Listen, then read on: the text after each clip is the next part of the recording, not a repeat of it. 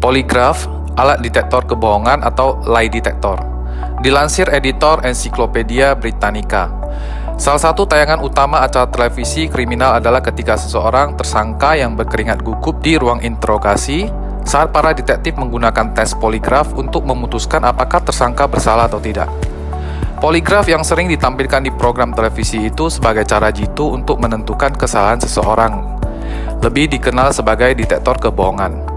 Mengingat tujuannya untuk menangkap orang yang berbohong. Namun apakah poligraf seakurat yang kita yakini dalam budaya populer? Singkatnya, detektor kebohongan mungkin bukan julukan terbaik untuk poligraf. Manusia pada dasarnya sangat buruk dalam mengenali pembohong. Persentase kemampuan manusia untuk mengenali sesuatu kebohongan hanya sebesar 54%. Itu hanya beberapa poin berada di atas kemampuan Anda melakukan sebuah tebak-tebakan, yaitu 50/50. Tapi ini wajar. Bagi poligraf, bahkan alat pemindai detektor otak yang tercanggih sekalipun, akurasinya masih dipertanyakan. Cikal bakal mesin poligraf sudah dimulai dari tahun 1895, yaitu penelitian tentang tekanan darah. Tahun 1902, mesin poligraf pertama kali ditemukan oleh James McKenzie, di mana cara kerja mesin adalah menangkap perubahan fisiologis tubuh, detak jantung, peningkatan suhu tubuh, keringat, dan pelebaran bulu darah.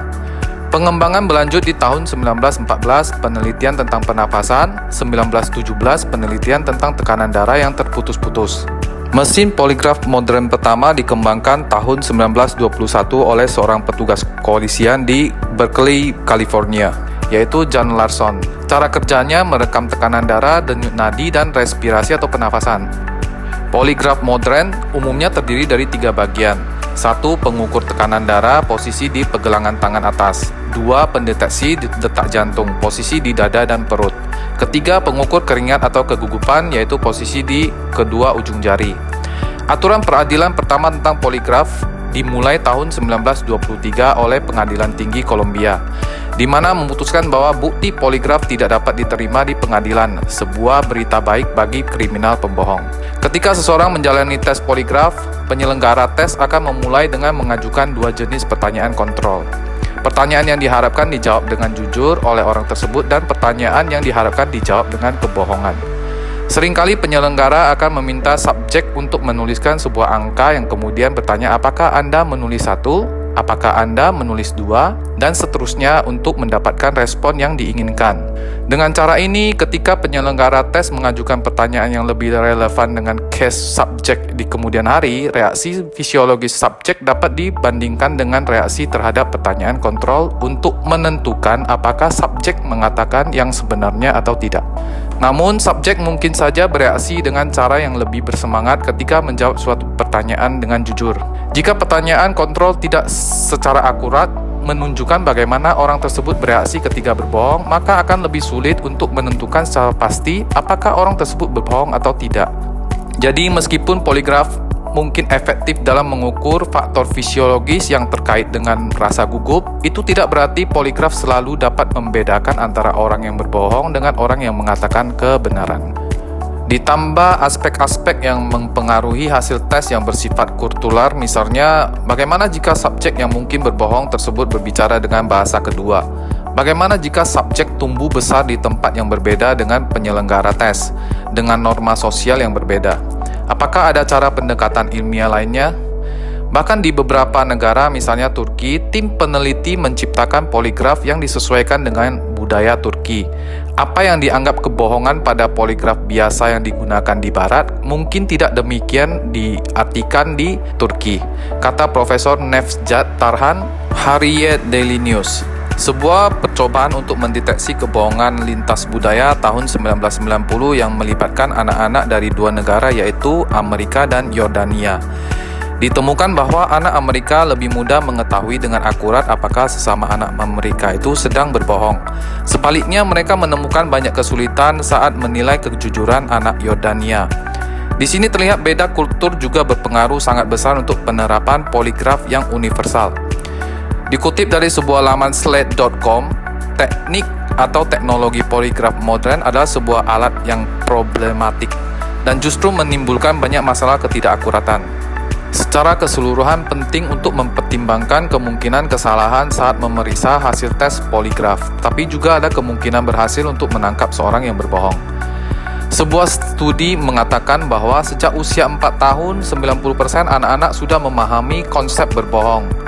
Seberapa burukkah itu? Tahun 2002, sebuah studi dilakukan oleh Universitas of Massachusetts menyebutkan bahwa 60% orang dewasa bahkan tidak bisa melakukan percakapan tanpa berbohong setidaknya 1 kali dalam durasi percakapan 10 menit. Walau kelihatannya itu terdengar lumayan, orang-orang yang terlibat di dalam studi tersebut sebenarnya rata-rata berbohong sebanyak 3 kali selama percakapan singkat mereka. Anda termasuk yang 60% atau Anda merasa bagian dari yang opositnya 40%. Mereka menyadari saat melihat isi ulang percakapan mereka dan terkejut dengan banyaknya kebohongan yang mereka lakukan selama percakapan singkat tersebut. Kita berbohong kepada semua orang. Orang tua kita menduduki urutan pertama. Menurut The Day America Told the Truth, 86% dari kita melakukan kebohongan kepada mereka secara teratur. 75% kepada teman, 73% kepada saudara kandung sekalipun. Fantastis. Walaupun umumnya itu adalah kebohongan tentang hal-hal kecil yang tidak penting, di mana hal kecil yang kita pikir akan membuat kita terlihat lebih baik atau lebih disenangi. Sebuah contoh sepele, survei di Inggris, sebagai seorang pria dewasa saat Anda ditanya apakah Anda pernah menonton film Amerika Godfather, sebuah film yang dianggap sebagai film lelaki sejati. Anda akan menjawab pernah walaupun mungkin Anda tidak pernah, dengan maksud agar Anda juga diterima dan dianggap lelaki sejati. Hanya 3 dari 10 orang yang akan melanjutkan percakapan tentang film klasik macho tersebut. Bayangkan persentase kebohongan terjadi bahkan hanya untuk sebuah film. Banyak kebiasaan berbohong bisa kita temui. Berbohong tentang hal penting disebutkan mencapai 40% di dunia kerja, terutama di dunia daring mencapai 30%. Urutan pertama dari kebohongan penting diduduki oleh orang yang mencari kencan daring, sebesar 90% menurut sebuah studi Scientists of American. Entah itu kebohongan tentang tingkat pendidikan, bentuk wajah, berat badan, tinggi badan, warna kulit, bahkan bentuk ujung jari sekalipun. Itu luar biasa. Kebohongan penting sangat berdampak serius, di mana sering terjadi sehari-hari dan beberapa dari itu memberikan dampak yang sangat signifikan.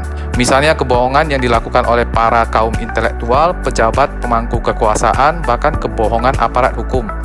Apakah menurut Anda kebohongan penting layak dimasukkan ke dalam kategori tindakan kriminal serius?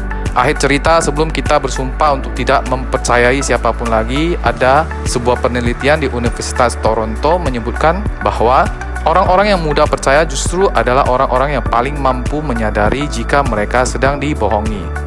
By the way, sudah berapa kali Anda berbohong hari ini? Stay safe dan selalu waspada, teman.